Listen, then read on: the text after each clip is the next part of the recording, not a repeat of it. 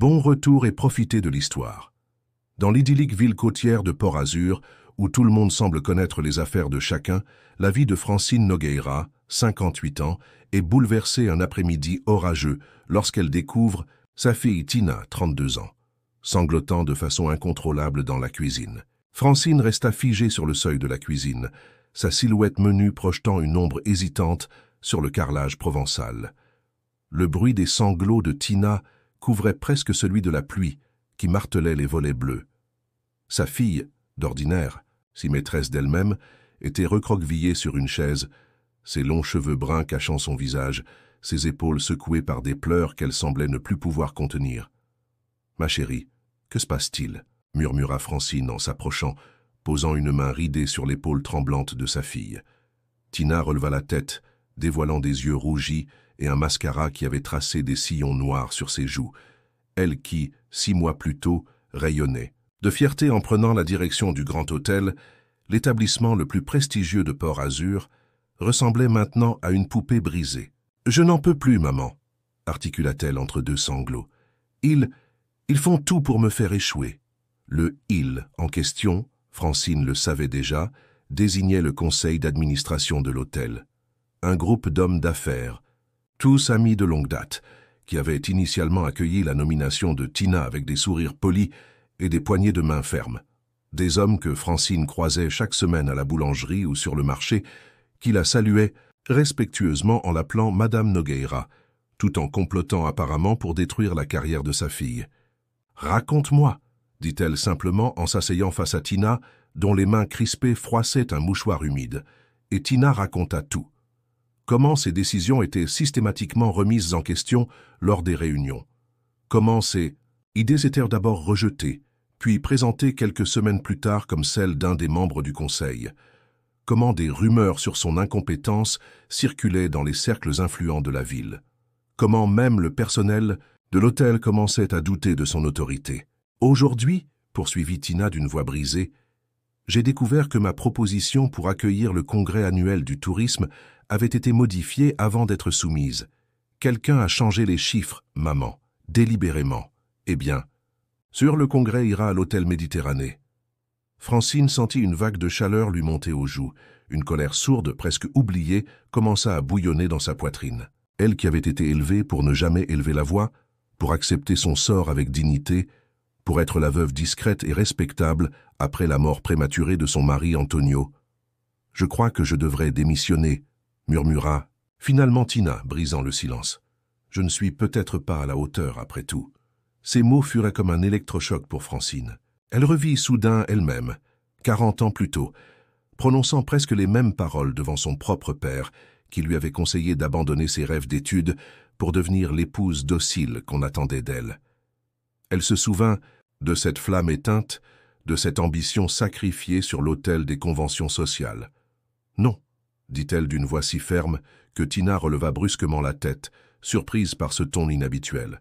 « Pas cette fois. » Quelque chose avait changé dans le regard habituellement doux de Francine, une détermination nouvelle, presque féroce. « Personne ne brisera ton esprit comme ils ont brisé le mien », ajouta-t-elle en prenant les mains de sa fille dans les siennes. « Personne. » Ce fut à ce moment précis, dans cette cuisine aux murs ocre où flottait encore l'odeur des pastilles de nata qu'elle avait préparées le matin même, que Francine Nogueira, veuve discrète et mère dévouée, prit une décision qui allait transformer non seulement sa vie et celle de sa fille, mais aussi toute la communauté de Port-Azur.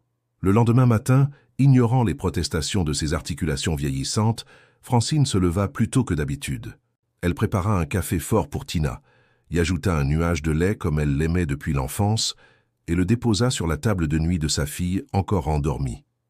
Puis, elle s'habilla avec soin, optant pour une tenue simple mais soignée. Une jupe bleu marine, un chemisier à fleurs discrètes et des chaussures confortables. Ce jour-là, elle avait une mission. Le centre communautaire de Port-Azur était un bâtiment moderne qui contrastait avec les façades pastel des maisons traditionnelles. Francine poussa la porte vitrée avec une appréhension qu'elle tenta de dissimuler. À l'accueil, une jeune femme aux cheveux violets leva à peine les yeux de son écran d'ordinateur. « Bonjour, je voudrais m'inscrire au cours de marketing digital », articula Francine, surprise par son propre courage. La réceptionniste haussa un sourcil en détaillant cette femme d'un certain âge qui se tenait devant elle, droite malgré sa petite taille, les mains légèrement tremblantes. « Les inscriptions se terminent aujourd'hui. Vous avez de la chance, » répondit-elle en lui tendant un formulaire. « Mais c'est un cours assez technique, vous savez. Beaucoup utilisent ces compétences pour développer leur business en ligne. »« Je sais, » affirma Francine avec plus d'assurance qu'elle n'en ressentait réellement. « C'est exactement ce dont j'ai besoin. » Quelques heures plus tard, lorsqu'elle pénétra dans la salle de classe, Francine eut un moment d'hésitation. Elle était de loin la plus âgée des participants. Des jeunes gens, certains à peine plus âgés que Tina, la dévisagèrent avec curiosité, et elle entendit distinctement quelques ricanements. Redressant les épaules, elle choisit une place au premier rang et sortit de son sac un carnet neuf et 2 stylos. Le professeur, un homme d'une quarantaine d'années au sourire avenant, se présenta comme Marc Lenoir, consultant en stratégie digitale. Lorsqu'il demanda à chacun d'expliquer ses motivations, Francine sentit tous les regards se tourner vers elle. « Je m'appelle Francine Nogueira », commença-t-elle d'une voix plus assurée qu'elle ne l'aurait cru possible. « J'ai 58 ans, et j'ai décidé qu'il n'était jamais trop tard pour apprendre. » Cette simple phrase sembla désarmer les plus moqueurs, et Marc hocha la tête avec approbation avant de poursuivre le tour de table. Les premières heures furent éprouvantes.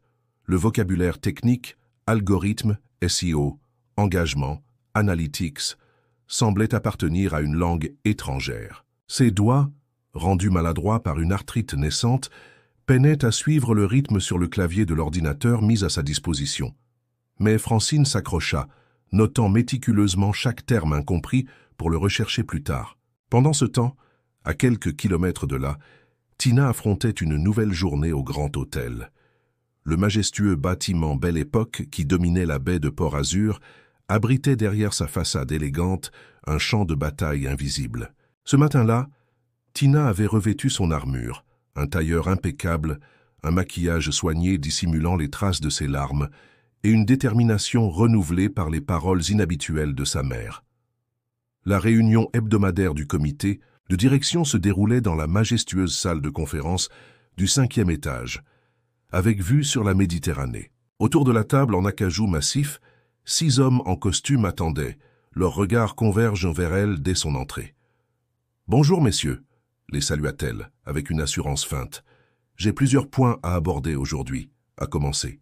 Par notre stratégie suite à la perte du congrès du tourisme. » « Ah oui, ce regrettable échec », intervint immédiatement Victor Blanchard, le président du conseil, un homme de 65 ans, au visage tanné par le soleil méditerranéen et aux manières habituellement courtoises. « Nous nous demandions justement si votre approche n'avait pas été trop, disons, innovante, pour un événement aussi traditionnel. » Tina sentit son estomac se nouer. C'était lui qui l'avait initialement soutenu pour ce poste, lui qui avait vanté ses compétences et sa vision moderne. Et pourtant, depuis quelques mois, son soutien s'était mystérieusement évaporé. « Ma proposition initiale respectait parfaitement la tradition, tout en y apportant une touche contemporaine, » répondit-elle calmement, gardant pour elle la découverte de la falsification du document. « Mais puisque nous devons aller de l'avant, j'ai préparé une stratégie alternative. » Elle distribua des dossiers soigneusement préparés, contenant un plan détaillé pour renforcer l'attractivité de l'hôtel durant la basse saison. Tandis que les membres du conseil feuilletaient les documents avec des expressions impénétrables, son téléphone vibra discrètement. Un message de sa mère. « Courage, ma fille.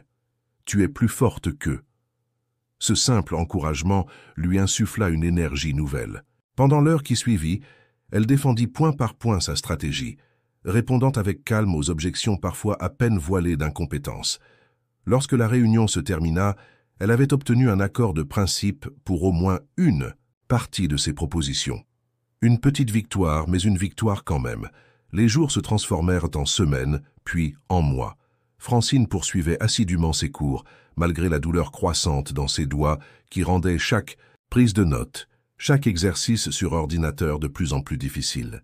Elle avait commencé à se lier avec certains de ses camarades de classe, particulièrement avec Louise, une femme d'une quarantaine d'années qui tentait de relancer sa carrière après avoir élevé ses enfants. « Tu es vraiment un exemple, Francine », lui avait dit Louise un jour, alors qu'elle partageait un café après le cours.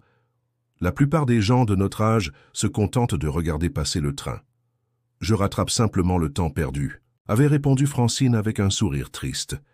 Un après-midi, alors qu'elle aidait Tina à ranger son appartement, une habitude qu'elle conservait malgré les protestations de sa fille, Francine fit une découverte troublante. En rangeant des papiers éparpillés sur le bureau, son regard fut attiré par un en-tête officiel du Grand Hôtel. C'était un rapport financier que Tina avait sans doute rapporté pour l'étudier. Les chiffres qui y figuraient racontaient une histoire bien différente de la façade prestigieuse de l'établissement. Le Grand Hôtel était en difficulté financière, bien plus que ce que le Conseil avait apparemment admis auprès de Tina. Un paragraphe mentionnait même une hypothèque contractée récemment, ce qui contredisait l'image de prospérité soigneusement entretenue. Intriguée, Francine poursuivit ses recherches discrètes, examinant d'autres documents lorsque Tina était absente. Un soir, elle découvrit une lettre confidentielle adressée à Victor Blanchard, évoquant des arrangements pour couvrir les pertes au casino. Cette révélation fut comme une pièce de puzzle qui trouvait soudain sa place. Le prestigieux établissement servait apparemment à masquer les dettes de jeu d'au moins un des membres éminents du Conseil. C'était un levier potentiel, une information qui pourrait donner à Tina un avantage dans sa lutte. Mais l'utiliser risquait d'exposer des secrets qui pourraient dévaster des familles entières de Port-Azur. Francine, malgré sa détermination, n'était pas prête à causer un tel scandale. Du moins, pas encore. Si tu aimes l'histoire, tape 5 dans les commentaires et abonne-toi pour plus de vidéos comme celle-ci. Sinon, tape 0, cela m'aide à créer un contenu encore meilleur. Pour toi, on continue. À Port-Azur, la vie sociale s'organisait autour de quelques institutions. L'église, le marché du dimanche et les événements communautaires qui ponctuaient le calendrier. Francine, autrefois connue simplement comme la mère de Tina ou la veuve Nogueira, commença à se montrer plus présente lors de ces rassemblements. Mais sa présence avait changé. Elle n'était plus l'ombre discrète qui se tenait en retrait, mais apportait désormais des pâtisseries portugaises faites maison et engageait la conversation avec une aisance nouvelle. Ces pastéis de nata, préparés selon la recette jalousement gardée de sa grand-mère, devinrent rapidement irrésistibles pour les habitants. Leur goût rappelait des souvenirs d'enfance à certains, évoquait des voyages au Portugal pour d'autres, mais personne ne pouvait résister à la croûte croustillante et à la crème vanillée parfaitement caramélisée. « C'est délicieux. »« Francine !» s'extasia Madame Moreau, l'épouse du pharmacien, en savourant une bouchée lors d'une collecte de fonds pour l'école primaire. « Vous devriez ouvrir une pâtisserie. »« Oh, je suis trop vieille pour me lancer dans une telle aventure, » répondit Francine avec un sourire modeste. « Mais dites-moi, comment va votre fils ? J'ai entendu dire qu'il travaillait pour Monsieur Lefebvre maintenant. » Ce genre d'échange apparemment anodin lui permettait de recueillir des informations précieuses sur les membres du conseil d'administration. Elle découvrit ainsi que la fille de Philippe Dupont, le trésorier, était en conflit avec son père à propos de ses choix de carrière, que la femme de Victor Blanchard était très impliquée dans des œuvres caritatives et particulièrement sensible à l'image publique de sa famille, que Jacques Mercier, le plus jeune membre du conseil, nourrissait des ambitions politiques et craignait tout scandale qui pourrait entacher sa réputation. Ces informations, Francine les consignait méticuleusement dans un carnet qu'elle gardait caché sous une latte du plancher de sa chambre, un vieux réflexe hérité de son enfance sous la dictature au Portugal. Pendant ce temps, les défis de Tina au Grand Hôtel s'intensifiaient. Les réservations avaient mystérieusement diminué après l'apparition d'avis négatifs en ligne, des critiques qui semblaient orchestrées, ciblant spécifiquement les innovations qu'elle avait introduites. Le chef étoilé de l'hôtel, Pierre Fontaine, menaçait de partir après que des membres du conseil eurent interféré avec ses menus. Ils veulent revenir à une carte plus traditionnelle, se plaignit-il auprès de Tina lors d'une réunion tendue dans les cuisines rutilantes. 20 ans que je travaille ici, et jamais on ne m'avait imposé mes plats. Je ne laisserai pas cela arriver, Pierre, promit Tina, consciente qu'elle ne pouvait se permettre de perdre un atout aussi précieux que ce chef renommé. Votre créativité est l'âme de notre restaurant. Cette prise de position, lui, valut un allié inattendu. Non seulement Pierre resta, mais il partagea avec elle des informations sur le comportement de certains membres du conseil lors de dîners privés organisés à l'hôtel, des écarts de conduite qui contrastaient avec leur image publique irréprochable. Au centre communautaire, Francine progressait dans son apprentissage du marketing digital. Elle avait surmonté ses difficultés initiales et commençait même à aider d'autres étudiants moins à l'aise avec les concepts théoriques. Marc Lenoir, impressionné par sa persévérance, lui accordait une attention particulière.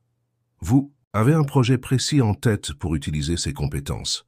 lui demanda-t-il un jour après le cours. Francine hésita un instant, puis décida de lui faire partiellement confiance. « Je voudrais aider quelqu'un qui subit une forme d'injustice professionnelle. Cette personne a du talent, mais on lui met des bâtons dans les roues parce qu'elle est différente. » Marc hocha la tête, comprenant ce qu'elle ne disait pas explicitement. « Dans ce cas, j'ai quelques ressources supplémentaires qui pourraient vous être utiles, » dit-il en lui tendant une clé USB. Des études de cas sur la façon dont les médias sociaux peuvent changer la perception publique. C'est un outil puissant, quand on sait l'utiliser. 5 mois après sa découverte de Tina en larmes dans leur cuisine, Francine lança secrètement un blog anonyme. Intitulé « Femmes d'influence », il mettait en lumière des dirigeantes d'entreprises françaises ayant réussi malgré les obstacles. Sans jamais mentionner sa fille directement, elle incluait des histoires qui reflétaient les défis de Tina, créant des parallèles que les lecteurs locaux ne pouvaient manquer de remarquer. Pour préserver son anonymat, elle utilisait les ordinateurs de la bibliothèque municipale et publiait ses articles tard le soir. Sa connaissance de plus en plus solide des techniques de référencement lui permit d'attirer rapidement un lectorat fidèle, principalement composé de femmes de la région qui se reconnaissaient dans ses récits. « Je ne sais pas qui gère ce blog », confia un jour Louise à Francine, ignorant tout de son implication. « Mais c'est comme si cette personne lisait dans mes pensées. J'ai vécu exactement les mêmes situations quand je travaillais à la banque. » La discrète Francine Nogueira était devenue une influenceuse digitale clandestine, tout en maintenant son image publique de grand-mère inoffensive. Ce double jeu l'amusait parfois, quand elle entendait des conversations au marché mentionnant les derniers articles du blog, alors même que personne ne soupçonnait qu'elle en était l'auteur. Un matin de juin, alors que l'été s'installait sur Port Azur, Tina reçut un coup de téléphone qui allait marquer un tournant dans cette bataille silencieuse. La voix enjouée à l'autre bout du fil appartenait à Laure Mercier, rédactrice en chef d'un prestigieux magazine de voyage. « Bonjour, Madame Nogueira », commença-t-elle. « Je vous appelle car nous avons remarqué une campagne fascinante sur les réseaux sociaux concernant le patrimoine portugais authentique de votre hôtel. Nous aimerions faire un reportage sur la façon dont vous intégrez ces traditions dans un établissement de luxe. » Tina resta momentanément sans voix. Elle n'avait lancé aucune campagne de ce genre. « Pourriez-vous m'en dire plus ?» demanda-t-elle prudemment. « Oh, vous ne l'avez pas vue? Elle est devenue virale la semaine dernière, des photos magnifiques de vos installations, particulièrement du spa inspiré des termes romains et portugais, et de votre nouveau menu « Fusion méditerranéen-atlantique ». L'angle culturel est très original, félicitations. Après avoir accepté avec enthousiasme la proposition d'article, Tina se précipita sur son ordinateur pour découvrir cette mystérieuse campagne. Ce qu'elle y trouva la stupéfia. Une série de publications artistiques mettait effectivement en valeur les innovations qu'elle avait introduites à l'hôtel, mais sous un angle qu'elle n'avait jamais envisagé, celui de l'héritage culturel portugais, un hommage aux racines de sa propre famille. Les images étaient accompagnées de textes évocateurs qui racontaient l'histoire des immigrants portugais sur la côte française, leur contribution à la gastronomie locale et comment le Grand Hôtel, sous sa direction, honorait ses traditions tout en les modernisant. Jamais son nom n'était explicitement mentionné, mais chaque détail démontrait une connaissance intime de ses initiatives. Qui pouvait être derrière tout cela? Et pourquoi?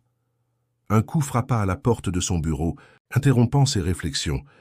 C'était Victor Blanchard, l'expression inhabituellement affable. « Tina, ma chère, je viens d'apprendre pour l'article de Voyage et Découverte. Quelle publicité extraordinaire pour nous. Le Conseil est impressionné par cette initiative. » Pour la première fois depuis des mois, le regard qu'il posait sur elle contenait autre chose que du scepticisme. Était-ce du respect ou simplement de l'opportunisme face à une publicité inattendue?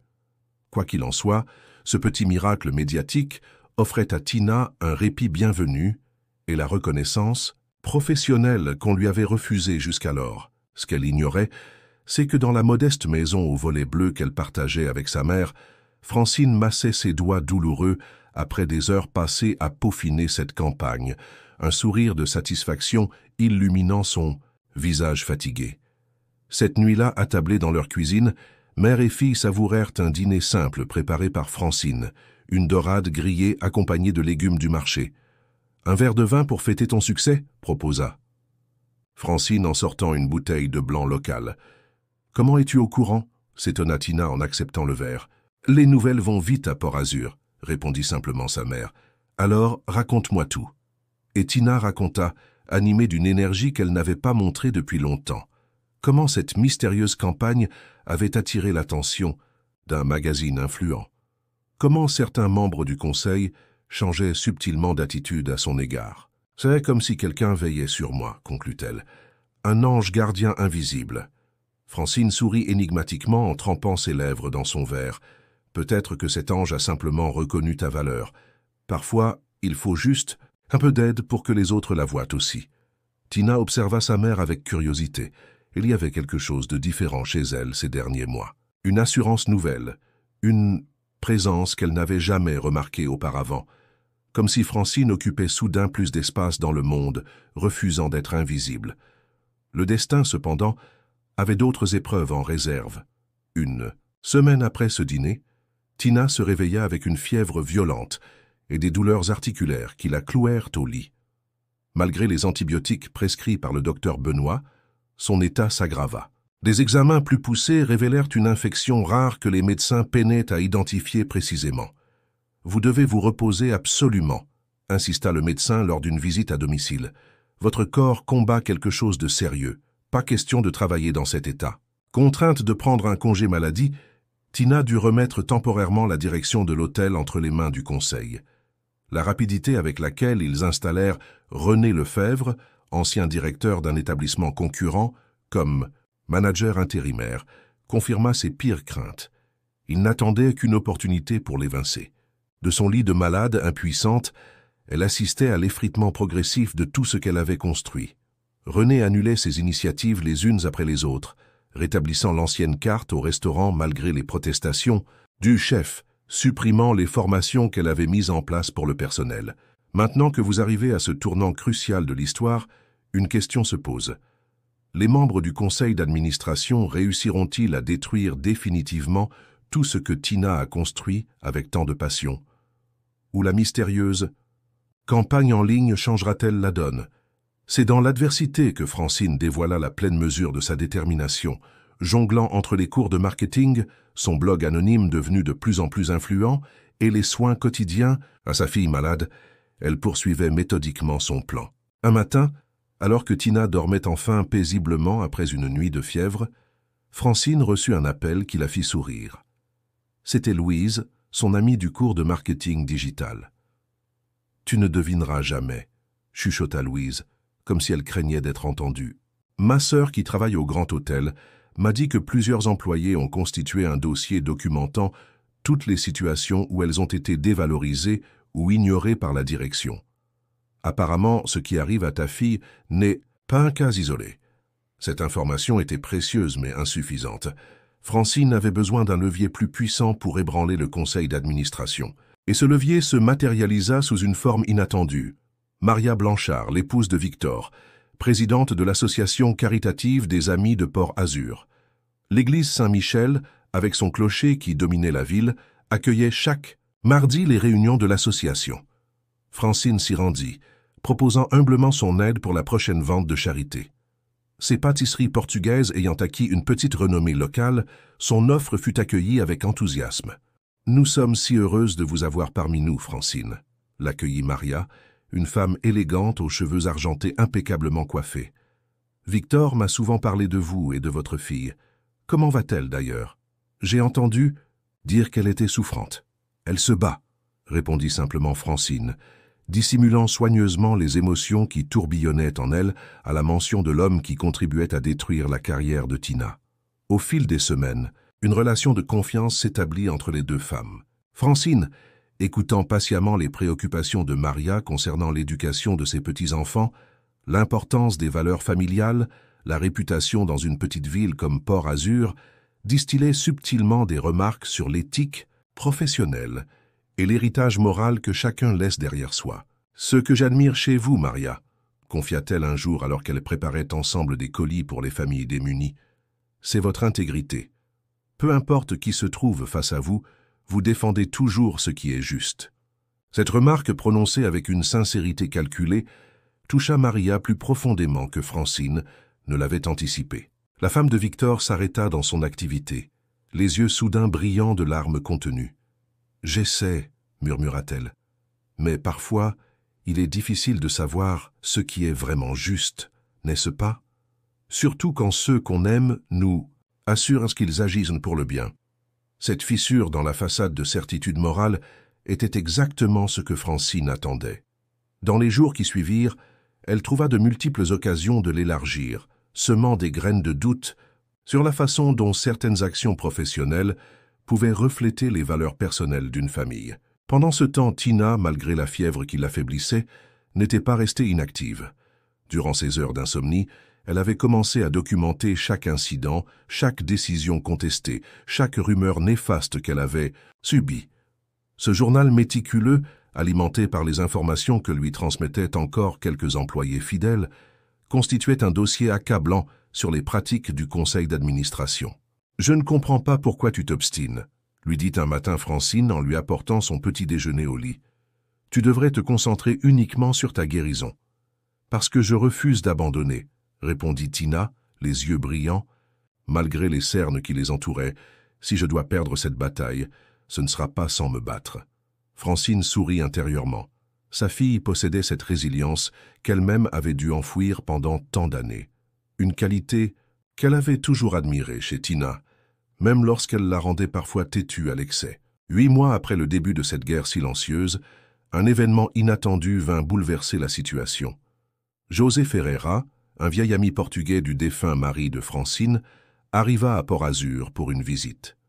Devenu consultant en gestion, hôtelière respectée, il accepta, à la demande discrète de Francine, de réaliser un audit anonyme des opérations du Grand Hôtel. Son rapport, qui atterrit mystérieusement sur les bureaux de plusieurs personnalités influentes de la ville, était sans équivoque. Sous la direction de Tina Nogueira, l'établissement avait connu une amélioration significative de ses performances, avec une gestion particulièrement remarquable pendant la basse saison. L'analyse soulignait l'équilibre parfait entre tradition et innovation qu'elle avait su instaurer, ainsi que l'excellence du service client attesté par les questionnaires de satisfaction. Ce document, venant d'un expert externe et objectif, commença à faire vaciller le récit soigneusement construit par le conseil d'administration. Des murmures se firent entendre dans les cafés de Port-Azur, questionnant la version officielle des événements.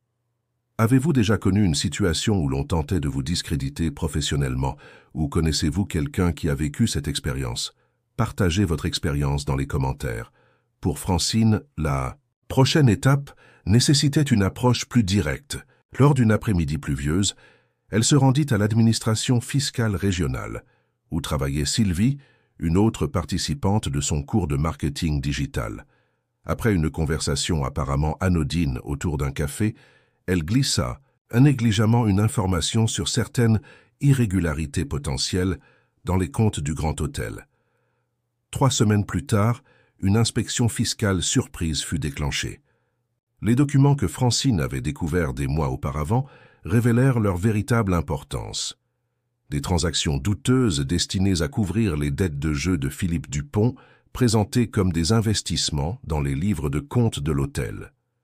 La stupéfaction fut totale lorsque Philippe, Jacques Mercier et un 3e membre du conseil présentèrent brusquement leur démission, prétextant des raisons personnelles que personne ne crut vraiment. Le conseil d'administration, désormais incomplet, dut procéder à de nouvelles nominations d'urgence. La rubrique économique du journal local titra « Changement majeur au Grand Hôtel. L'établissement accueille ses premières administratrices ». En effet, 2 des nouveaux membres étaient des femmes ayant une solide expérience dans l'hôtellerie. Camille Laurent, ancienne directrice d'un palace parisien, et Sophie Dumas, spécialiste du tourisme durable. Ce que personne ne savait, C'est que toutes deux étaient des lectrices assidues du blog Femmes d'influence et avaient été subtilement approchées par son auteur anonyme. La convalescence de Tina, après 3 mois d'inquiétude, montrait enfin des signes encourageants. Les médecins qui avaient finalement identifié l'infection rare qui l'avait terrassée annonçaient un rétablissement complet, bien que progressif. Elle pourrait reprendre son poste dans quelques semaines, juste à temps pour le congrès du tourisme qui, ironie du sort, avait finalement choisi le Grand Hôtel comme lieu pour son édition de cette année, suite aux problèmes rencontrés par l'établissement concurrent. Cette perspective, qui aurait dû la réjouir, terrorisait pourtant Tina. Affaiblie par sa longue maladie et traumatisée par les mois de sabotage qu'elle avait subis, elle était hantée par la perspective de devoir s'exprimer en public lors de l'ouverture du congrès. « Je ne pourrai jamais », confia-t-elle à sa mère un soir, alors qu'elles regardèrent le soleil se coucher depuis la terrasse de leur maison. « Ma voix tremble rien qu'à l'idée de monter sur cette estrade. »« Tu n'es pas obligée d'y aller seule, » répondit doucement Francine. « Je serai dans la salle. Qu'est-ce que ça changera? Tu ne peux pas parler à ma place. »« Non, » admit Francine avec un sourire énigmatique. « Mais tu serais surprise de ce que je peux faire. » Les jours suivants, elle mit en place un plan audacieux. Via son blog, désormais suivi par des centaines de femmes de la région, elle lança un appel discret.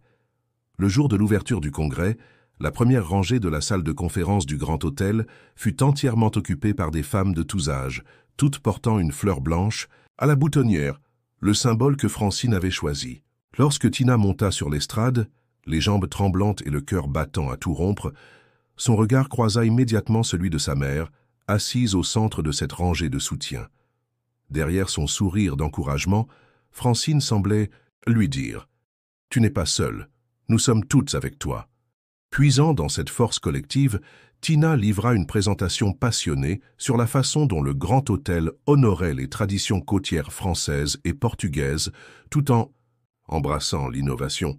Sa sincérité, sa vision et son courage évident, malgré sa récente maladie, captivèrent l'audience, y compris les journalistes spécialisés que Francine avait subtilement invités via ses contacts récemment développés. Le lendemain, le Grand Hôtel fit la une de plusieurs publications touristiques influentes. Mais la véritable surprise vint une semaine plus tard, sous la forme d'une nomination pour le prestigieux prix du patrimoine hôtelier, une reconnaissance nationale qui mettait en lumière les établissements préservant l'authenticité culturelle, tout en répondant aux exigences modernes. Cette nomination inattendue transforma temporairement la dynamique du conseil d'administration. Victor Blanchard et les membres restants, flairant la gloire potentielle et les retombées financières, s'alignèrent soudainement derrière Tina, ignorant qu'il jouait exactement le rôle que Francine avait anticipé. Car la veuve discrète avait méthodiquement documenté chacune de leurs tentatives de sabotage contre sa fille. Chaque réunion où ils avaient rejeté ses idées, chaque rumeur qu'ils avaient propagée, chaque modification de documents qu'ils avaient effectuée. Ce dossier, enrichi par les témoignages recueillis auprès du personnel, constituait une bombe à retardement qu'elle gardait précieusement. Que va-t-il se passer maintenant que la table a tourné? Est-ce que la vérité va enfin éclater? Au grand jour? Ou Francine va-t-elle jouer une carte inattendue qui changera tout? Le mois suivant marqua l'apogée de cette transformation silencieuse qui avait débuté dans une cuisine au mur ocre. La collecte de fonds annuelle de l'Association des Amis de Port-Azur se tenait traditionnellement dans les jardins de la mairie, avec ses guirlandes lumineuses, suspendues entre les oliviers centenaires et ses stands tenus par les notables de la ville. Cet événement mondain était l'occasion pour les habitants d'exhiber leurs plus belles tenues et de partager les derniers commérages. Cette année, Francine s'était portée volontaire pour organiser l'espace de restauration, promettant un assortiment de spécialités portugaises qui avait suscité une vive anticipation. Lorsque la soirée atteignit son apogée, Maria Blanchard, rayonnante dans une robe bleu marine, tinta son verre pour réclamer l'attention de l'assemblée. « Chers amis, » commença-t-elle, « avant de procéder à la vente aux enchères, j'aimerais remercier celles sans qui cette soirée n'aurait pas été aussi réussie. Son dévouement et sa créativité ont transformé notre simple collecte en un véritable événement culturel. Francine Nogueira, pourriez-vous nous rejoindre sur l'estrade ?» Des applaudissements polis saluèrent de Francine, qui s'avança, inhabituellement, élégante dans une robe simple mais soignée. ses cheveux gris impeccablement coiffés, elle semblait à la fois parfaitement à sa place et complètement étrangère à ce monde de privilèges qu'elle avait côtoyé sans jamais vraiment y appartenir. « Merci, Maria », dit-elle en prenant le microphone, sa voix étonnamment ferme malgré le trac qui lui nouait l'estomac. « C'est un honneur de contribuer à cette cause importante. » Elle aurait pu s'arrêter là, accepter les remerciements avec modestie et retourner dans l'ombre comme elle l'avait toujours fait. Mais le regard de Francine balaya la foule et s'arrêta. Sur sa fille, debout près du buffet, et sur Victor Blanchard qui, un verre de champagne à la main, conversait avec d'autres hommes en costume, inconscients du séisme imminent. « J'aimerais profiter de cette occasion pour partager quelque chose avec vous tous, » poursuivit-elle, provoquant un murmure de surprise parmi ceux qui la connaissaient comme la veuve silencieuse. Beaucoup d'entre vous suivent peut-être un blog appelé « Femmes d'influence ». Le murmure s'intensifia. Ce blog mystérieux était devenu un sujet de conversation fréquent à Port-Azur, particulièrement parmi les femmes professionnelles de la ville. « Je suis l'auteur de ce blog », annonça Francine, déclenchant une vague de chuchotements stupéfaits. « Je l'ai créé pour donner une voix à celles qui, comme moi il y a 40 ans, comme ma fille aujourd'hui, se sont vues refuser le droit de réaliser leur potentiel simplement parce qu'elles étaient des femmes. » Un silence absolu s'abattit sur l'assemblée. Même les serveurs s'étaient immobilisés, verres et carafes en suspens. À 58 ans, j'ai appris le marketing digital pour défendre ma fille quand j'ai découvert qu'elle était systématiquement sabotée dans son rôle de directrice du Grand Hôtel. Son regard se tourna directement vers Victor Blanchard, qui s'était figé, son verre à mi-chemin de ses lèvres. « Je ne suis pas ici pour accuser ou embarrasser qui que ce soit publiquement, » continua-t-elle d'une voix apaisante. « Je suis ici pour ouvrir une conversation que nous aurions dû avoir depuis longtemps dans notre communauté, sur les défis générationnels auxquels les femmes sont confrontées dans le monde professionnel, sur les obstacles invisibles qui persistent même lorsque les barrières officielles ont été supprimées. » Son discours, prononcé sans notes et avec une éloquence que personne ne lui soupçonnait, résonna profondément auprès de l'audience. Les femmes plus âgées hochèrent la tête, reconnaissant des expériences qu'elles avaient vécues en silence. Les plus jeunes écoutaient, stupéfaites par ce témoignage qui éclairait d'un jour nouveau leurs propres difficultés.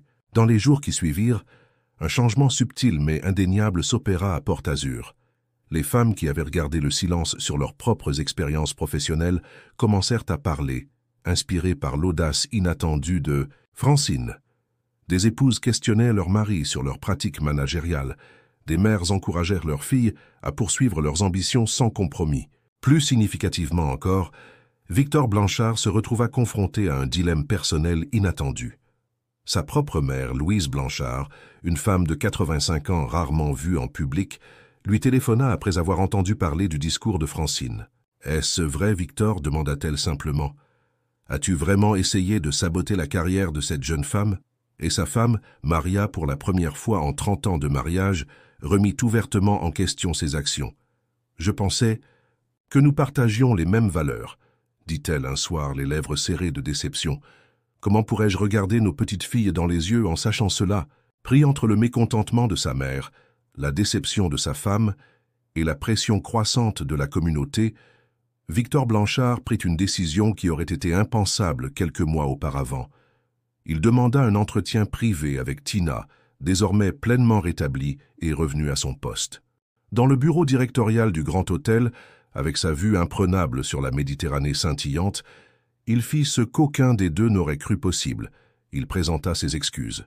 « Je ne peux pas parler au nom des autres membres du Conseil, » dit-il, visiblement mal à l'aise mais déterminé. « Mais je reconnais que mes actions ont été inappropriées. J'ai permis à des préjugés de longue date d'obscurcir mon jugement professionnel. » Puis il fit une offre encore plus surprenante. Il proposait à Tina un contrôle créatif complet sur les opérations de l'hôtel, s'engageant à ce que le Conseil se limite désormais à son rôle de supervision financière sans interférer avec ses décisions managériales. Tina, forte de la confiance durement acquise ces derniers mois et des alliés stratégiquement placés grâce aux manœuvres discrètes de sa mère, ne se contenta pas de cette concession. « J'apprécie votre geste, monsieur Blanchard, » répondit-elle, calmement. « Mais pour aller de l'avant, nous avons besoin de changements structurels, pas seulement de promesses personnelles. Je propose une restructuration du Conseil lui-même, avec une représentation équilibrée entre hommes et femmes et des procédures transparentes pour toutes les décisions majeures. À sa grande surprise, Victor acquiesça. Peut-être avait-il compris que l'alternative, un scandale public révélant toutes les manœuvres du Conseil, serait bien plus dommageable pour sa réputation et celle de l'hôtel. 4 semaines plus tard, le Grand Hôtel accueillit un événement inédit.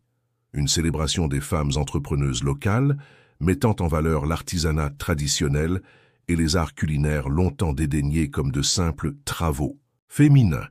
L'événement, imaginé par Tina et organisé avec l'aide de Francine, attira des visiteurs de toute la région et une couverture médiatique nationale.